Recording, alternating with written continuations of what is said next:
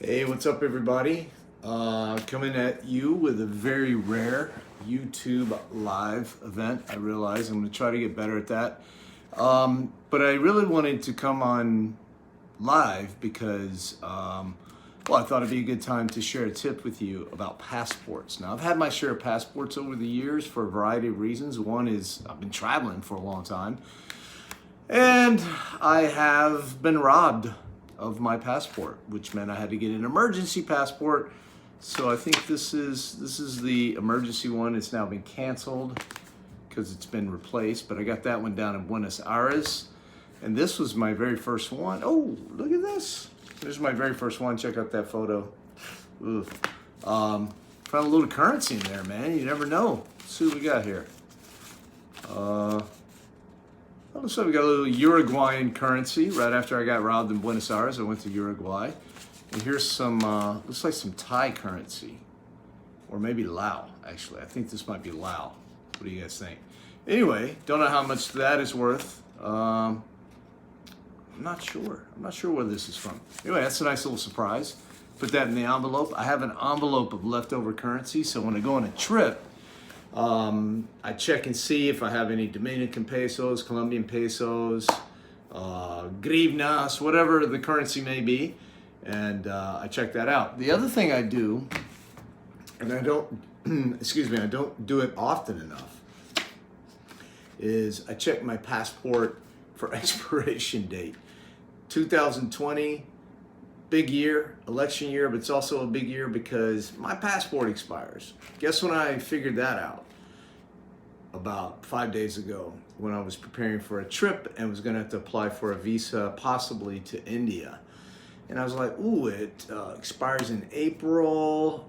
I'm gonna go in March. And so here's the thing. The expiration date on your passport is not really the expiration date. You have to back up 6 months because many places will not let you travel if your passport is going to expire within 6 months. And so anyway, I went to get a rush passport, which you can do. I found a really good fellow here, a company called Travco, close by, a gentleman named Anderson, very nice guy. He's going to get me one by Friday. It costs about $170 to get your passport renewed in the US. And then if you want a rush job, I think Anderson was charging for 3 to 5 business days, an extra $150. Best deal I could find in New York City. So if you want his information, type a comment below and I'll send it to you. But I wanted to take the opportunity not only give you that heads up, that alert about passports that even a travel professional like myself almost fell prey to, but also just some general passport care. The first thing I would say is that if you are a United States citizen in particular, you don't have one of these, meaning an actual passport, shame on you, man. You should really be embarrassed and you're missing a great opportunity. All over the world, people want to be able to travel and are unable to. Because of the country that they're in. A great example is Colombia, where I used to live, and so many people there just didn't have the means to travel, couldn't get a passport to travel. They need a visa almost everywhere they go. But if you're a U.S. citizen and you haven't, broken any major laws or anything, this passport is like magic, man. It gets you almost anywhere in the world. And, I find the reasons that people don't have passports are varied. They're not planning on taking a trip. Totally get that. There's an expense involved, so you don't want to spend unnecessary money. But my recommendation is go ahead and get the passport, because what that'll do is, number one, if you need to leave the country on a moment's notice or a quicker notice, you've already got your passport. And that's always good to have. I don't know about the coronavirus. You never know. Could be here next. Let's say you got to roll, or any variety of personal reasons that you might need to leave the country. Legal, hopefully. But the second reason is once you get your passport, you'll be inspired to travel. And I don't think you'll be as inhibited, because a lot of times when you're daydreaming about travel, you're like, oh, but I don't have my passport, so let me just stick within the continental US and Puerto Rico or the Virgin Islands. Well, if you get your passport, you'll already have it. It's good for 10 years. Not only is it a cool document, as I said, will get you places and will probably inspire you to travel.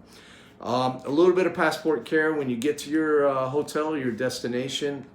If I'm staying in a hotel, first of all, make a copy before you go. Keep it in your wallet. Staying at a hotel with a hotel safe, put the passport in the safe and take the copy with you. That's generally what I do, unless you know that you're going to need an original copy.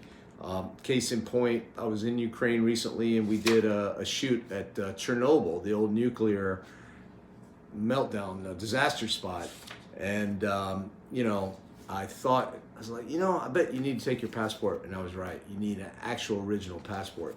But that's kind of the exception, not the rule. Most of the time, a copy will be fine. So that would be the second thing I'd recommend is always keep your passport in a safe place. If you're staying at an Airbnb or an apartment share, put the passport somewhere safe, somewhere where you'll remember it. The first thing I do after I get into a country is I tuck it away somewhere safe. And then when I'm traveling, I always keep it in the same spot, man. The last thing you want to do is lose your passport or think you've lost your passport. It just causes undue stress. So if you just always keep it in the same spot, the same pocket in your backpack, somewhere in your carry-on, obviously, that will alleviate a lot of stress. And then my last tip is what we talked about at the beginning. You see your passport's about to expire. If you go ahead and renew it prior to 6 months, let's say you got a stretch where you think you won't be traveling and you're not in a rush. It takes about 4 to 6 weeks these days to get your passport renewed. Now, if you don't want to do like me, you're like, hey, I can't really do without my passport for that long of a time. Then you go to a passport company like the first time I went to rushpassport.com and threw them some money based on the time frame I needed it. This last time I went to Travco, and I should have it by Friday. I keep my old passports. What they'll do is they'll put holes in them and cancel them. But I like to keep this because this is also a good thing to keep throughout your life, I think.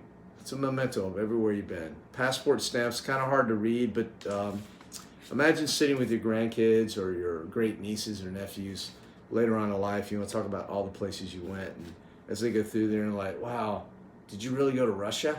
Was this Russia? No, this is Brazil. But all these really cool places on your passport stamp. A life well lived. And that's what I think travel leads to. All right, guys, that's it for passport tips. I hope some of this was useful to you. Probably you already knew it. Remember, I'm not a travel expert. That's pretty obvious. I'm a travel enthusiast. I want you to travel. I don't want to sit around and tell you how much fun I'm having. I want you to go out there and have fun. And,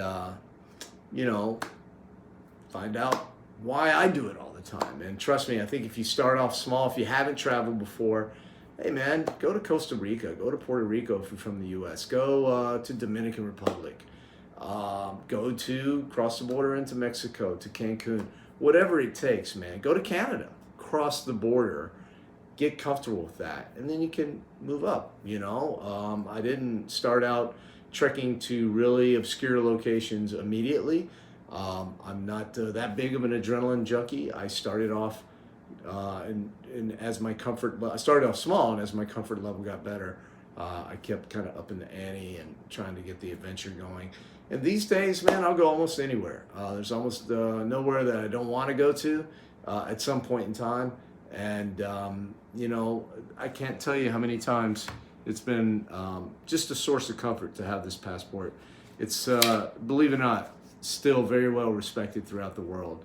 People love Americans by and large. They separate the government from the people, and they'll treat you well, man, if you're a respectful human being, no matter where you're from. All right, that's it for the passport tips. I'll try to do a little more live stuff. And how did this stretch to 9 minutes? Oh my God. Maybe I'll post it, maybe I won't.